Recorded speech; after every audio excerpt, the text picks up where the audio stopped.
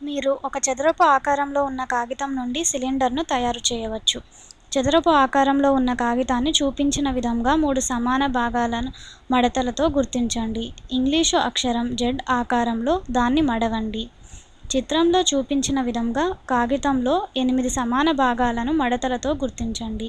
ముందుగా మధ్య గీతను, తర్వాత 4వ వంతు భాగానికి మడిచిన గీతలను, ఆ తర్వాత 8వ వంతు భాగానికి మడిచిన గీతలను గుర్తించండి.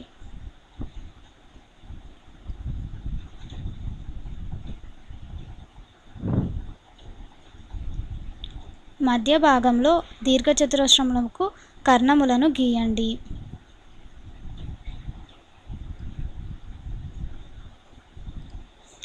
ఈ 8 కర్ణములను అనుసరించి మడతలను చేయండి.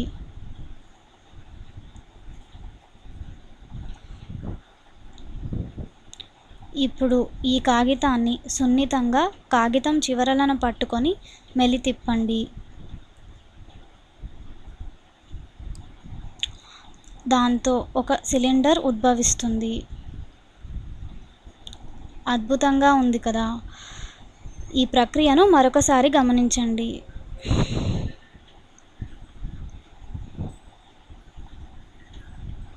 దీన్ని ఒక మంచి డబ్బాలాగా ఉపయోగించుకోవచ్చును.